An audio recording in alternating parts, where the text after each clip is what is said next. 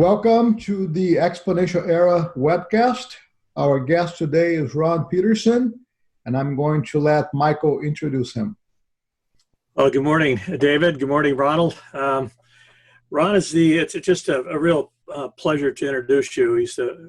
Ron's the former vice president of technology at Honeywell. And on his watch, they grew from about 3 billion to a little over 9 billion. And during that process, he developed some interesting views of how to take a look at the future.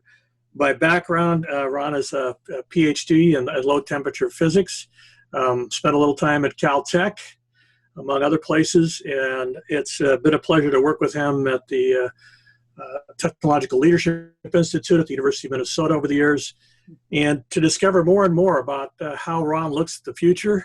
And I think that's one of the reasons that we're just excited to have him here this morning, is to just look at all the things that he sees coming on the horizon and what might be in our future. He's also written 2 books, most recently Gardners of the Universe, which I think, David, you have a copy. Yeah, this is a fantastic book. It's a great book. And I want to maybe open up with that, Ron, what drove you to write it? Because when we talked, there was mention of grandchildren and other things, and it's really a great book, and it's a great approach to looking at the future and some of the things that you've learned in terms of forecasting and intercepting horizons, if you will. Yeah, as I look back, I think I've been making predictions about the future my whole life. I was not trained to do anything, so I've always had to make it up as I went along. I tend to just experiment all the time. At Honeywell, we gave out tens of millions of dollars each year for research projects, and you had to be able to sort of predict the future, figure out what the bets should be, where the money should go. And the company was pretty successful, and I actually have a whole strategy for doing that. For the book, believe it or not, the first idea I think came along when I was teaching a Sunday school class at our church. And I looked around, and there was some really bright kids in the group. And I said, you guys have no idea of all the scary science things which are going to happen in your lifetimes. I'll be gone probably, but sometime in your or your grandchildren's time, things are going to happen which are amazing and frightening and valuable. And you're going to have to decide how to deal with those things. So I said, I'm going to put your names in the book so you can't get away from this. 20 years later, I finally got the book out. It's still got their names in there. But then you're left with the question, well, how do you figure out what the future is? It's not obvious. I think I had like 2 or 3 strategies. One was that I kind of have an assertion throughout that if something is technically and scientifically possible, it probably will happen. If not, even if we say, don't do that, that's immoral, it will happen in Bangladesh or someplace, and then people will start doing it everywhere. So that was one thing. I kind of assumed that if it was technically possible, it would happen. Another was I always look at trends. I said, what things are happening, and are there ones that are converging to make new things possible? So early in the book, I've got scenes where basically the Bluetooth kind of thing actually gets implanted for security people, and then for teenagers, and then pretty soon everybody's doing it.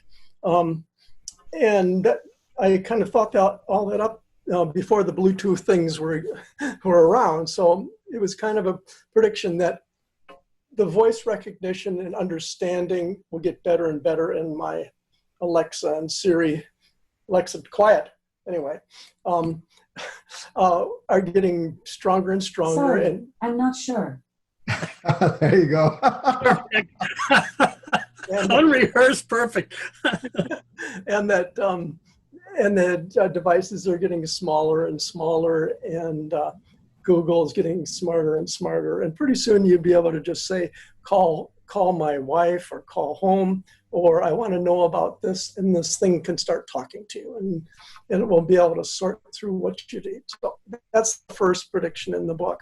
And it was based on this look at, well, what are some trends? So that's kind of how I the second thing I look at it is trends. And then when I've been giving this talk about this sort of thing to friends, when they start to look at it, a lot of them get frightened about things.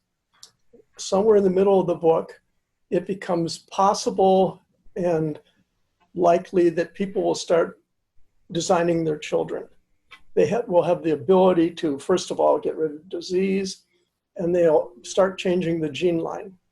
And I have a brilliant character in the book who is so smart that she can design her own babies and does so, which is, of course, ethically and morally probably prohibited at this time. But my sense is that something like that could start to happen. And that's one of those things that people who read it get frightened of. Well, the question was, almost all science has good things and terrible things that come out of it. Nuclear bombs is a good example. And so my next assertion is that people over time figure out what the good stuff is and what the bad stuff is. And they stop doing the bad stuff, like blowing up nuclear bombs. It's like smartphones and so on, and screens everywhere. It's not a good thing for children to grow up only looking at screens. And for 10 years, maybe people do that. But eventually they start saying, okay, you can't watch. You can't have a smartphone, like my daughter says, for her children until you're 16 or something. So you start to find ways to adjust to the science. So I guess the next assertion is that in most cases, people figure it out. And as long as it's something where you can experiment and decide what's good or bad, people will eventually figure it out. The third assertion is you really don't want to do things which are irreversible. Things like possibly global warming. We could get in a situation where it gets warmer and then the peat bogs melt or whatever, start putting off methane. The ice melts and you don't get that reflectivity anymore. So all of a sudden the whole thing just runs away and you can't get it back. So the third thing is, when looking at the future, don't do things which can't be stopped. The third big question in the book, and the characters actually argue about these things. The third one is, what if we could live forever or for a very, very long time? Is that something that would be good or not good? And how do you deal with it? And one character basically says, that's an irreversible thing. Once we do that, people will stop bothering with babies. We'll start advancing as a species, or as a humanity won't have an incentive to do new. The children are where new things happen. Anyway, so maybe I'm telling too much about what the book is in the book. Those are three things I thought about a lot, and I actually have the characters arguing about them a bit. It's quite informative too when they do argue. It lays them out, which is really, really informative. I want to go back to trends because there's a very interesting challenge there. We always look at trends as what's happening. There's also a trend of what's not happening. True. And some of that ties into a little bit of the fear factor in terms of getting things. How do we prevent ourselves doing things that are not reversible? How do we stop that? Is there an accountability path? Is there an ethical path? We design and we develop things and we put them in play. And many times we have no idea how they're going to ramify. We're leaving it up to your point. We're leaving it up to the rest of us to sort of mitigate the risk and figure out what's good and what's bad. But is there an accountability in that path as well? Good question. You have to understand, as a scientist, generally speaking, we don't care. And maybe that's a flaw, but that's why I became a scientist, because then I could change the world and I don't have to deal with it too much. It's like Oppenheimer saying we have become death. At some point you realize that you've done something which is terrible, and scientists certainly they they get involved in test ban treaties and like everyone else, so they're part of the solution. They can see what things are doing, and so they need to be part of the decision. But yeah. Well, a big part of your process over the years, and you refer to it often as experimentation, which is kind of a core of our SPX process. Experimenting at smaller levels, trying multiple things very, very often, and trying not to do that. You were at Honeywell, you could throw, millions, hundreds of millions of dollars if you wanted to at things, but I get the sense that you did a lot of smaller experiments and tried to figure out where things might go. Is that? Oh, for sure. Fair? Yeah. I mean, now you're getting into another personal philosophy, which is that What's what this is for? I guess so. I think most of the time it's best to do things bottoms up, where thousands of people, or like in our case, the entire research lab, have their projects that they think are important, and they can invent personally and come up with new little experiments all over the place. What I was involved with was saying, okay, you also need sort of a tops-down thing which says, okay, this idea is ready to go to the next level. It needs to be demonstrated physically. And then in an even higher level, it needs to be turned into a real product. And that's where you start placing the larger bets. And so I set up a process where there was a competition at every single level at Honeywell. Even when I was a section chief, I constantly made competitions where and they have to be super fair or people get really upset.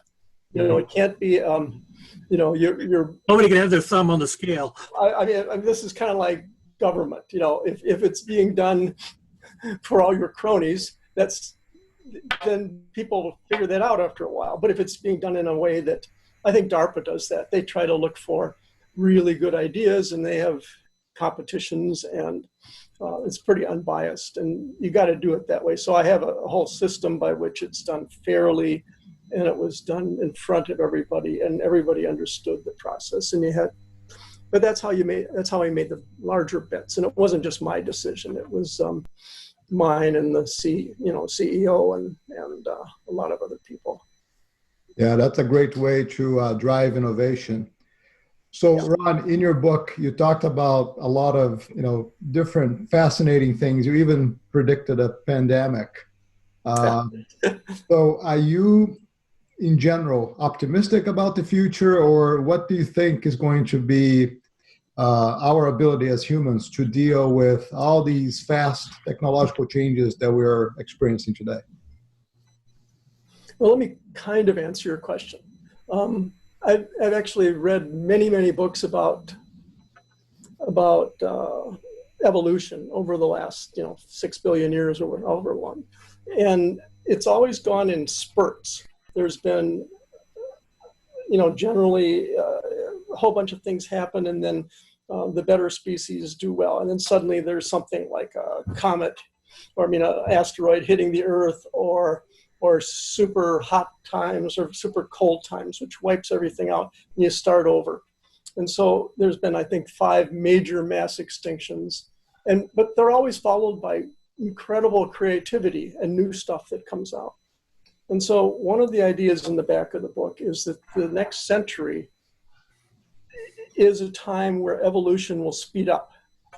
And in particular, we have the ability now to design trees, to design tomatoes, but also to design squirrels, better, ultimately better people. And that the basic idea is that when we look at the world in 2120, we'll look back and say, gee, the thing that changed the most is that evolution sped up, and that we were starting to direct it, and that it wasn't so much, a smarter, a better AI or all those robots running around or electric cars or whatever, but it was that we started changing ourselves. And so, am I optimistic about that? In the book, I am. I'm almost always optimistic, in general. That's just what I am. But I could see why a person could be pessimistic as well. But if you think that evolution will be sped up, there will be all sorts of people who who hate that idea, but I think it'll be a time of great innovation, and that at the end of that 100 years or 200 years, that we'll be better. Maybe we'll be merged with our machines. Maybe we'll be smarter. Maybe we'll be different, I'm sure, but I don't know. I'm kind of optimistic about it. Yeah, I guess you could think of it as the exponential growth of evolution. Well, I think it as a spurt. What will happen is everything, we'll try a million things, and there'll be mistakes. The thing is, when you start experimenting with stuff, in real evolution, there were billions of experiments which failed because the new species died or couldn't compete or whatever. Sometimes it doesn't even get born. But so we will make mistakes, but at the end, and that's one of the things the characters say, is that at the end of the time, the ones which are good, people will marry with them. They'll say, gee, I'd like to have kids like that too. And that the good things will start to come out, and the bad things will just drop away. So, you have to have a long view to think of this optimistically, but that's kind of what I do. Well, it's interesting because, we talk about the exponential era, which is, the title of our next book, because all this fits. Everything's going faster, and it's getting harder for people. But there's also a counterintuitive piece to think fast, or these punctuation, is that they're typically, precluded or started by things way, way back. And so it was very interesting. You said you've always looked at trends. And then there's a convergence of trends. And then when the trends converge, all of a sudden you get an inflection. You get, something new. So as you look out, towards this, as, things speed up, evolution becomes exponential, if you will, what other things do you see that are really moving quickly? Perhaps quicker than we can adjust to? You mentioned one, which is potentially climate change. What are others? Well, in the background of the book, and I focused more on biological change. That was kind of the heart of the book. But I am a person who drives an electric car and who has solar collectors on his roof. And because and I can give you 10 reasons why that car is better than normal cars. And I think over the 20 years, and there's people will drag their feet forever, but it's just a really better way to make cars. There's no maintenance. There's tons of extra space. It's on worst case, you're paying equivalent to $1 a gallon for the energy costs. And when you get solar collectors, you're paying $0. People have to make the investment, but that's something I think. Well, and autonomous driving. We may not need to be driving ourselves in 30 years. So that's a fast change. People always talk about computer, the singularity, where computers actually surpass the intelligence of a human, and then 10 people, and then 500 people. And that was always predicted to be around 2030. I'm thinking it's a little later than that. But when computers start doing engineering, and they're already doing artistic things, but when they start doing the thinking for us, that will change. That's a really big change. It isn't just, these aren't just driving trucks, and convoys on their own. It's everything changes. Hardly anybody is unaffected by that. There's a couple. I'm sure there's others as well. So, Ron, I'd like to take a couple minutes to talk about something that you do that I absolutely love, which is Grandpa Camp. And especially in these times of, COVID, where parents are having to spend a lot of time with their kids and get more involved with their education, I'd like to hear a little bit from you. Tell us about Grandpa Camp, and tell us your thought on parents and grandparents being engaged in their children's education. Well, and a lot of that has changed this year. I'm hoping my fourth book or so is called Grandpa Camps, because it's something I've done for 6 or 7 years now, and it's been really rewarding. It started when my Leo and Peter were 9 and 7, I think. And I just said, hey, come on over. And just in a nutshell, it means you have one kid over for a week, starting Sunday night and staying till Saturday night. Saturday night, they show off everything to their parents. And each day has a theme. So I tried to teach trigonometry to Leo when he was 7. He didn't know how to multiply yet, but that's the sort of thing that I did. And I mean, we have 6-year-olds dissecting cows' eyeballs. And so each day, and I had to work like a month on some of this. So I had to read Amy's thick Caltech biology book, so I really understood it well. And then, so each day there's kind of a pattern. There'd be an hour or two of academic work where I would put things on giant sheets of paper. So I did that with Peter, for example, and showed him all about how to multiply and deal with exponential numbers. And he kept it on his wall for 6 months so he could look up and see it. And part of it is you just hang out with them. You're right next to one person. They understand that you like them. You watch movies with them at night. You go out and, and ride bikes with them, and you do things they like to do a lot of the time. But also you're kind of, everybody has things they've learned in their life, and it's not just how to play golf or how to work in the wood shop.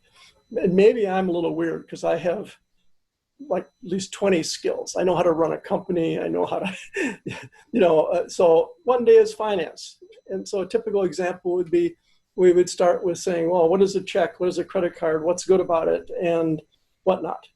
And then we would play Monopoly for 2 hours. And then we would go visit our financial advisor, where one guy would say, well, here, if you invested $10,000 in 1920, it would now be worth 23 million. And you should have seen Peter's mouth drop when he saw it.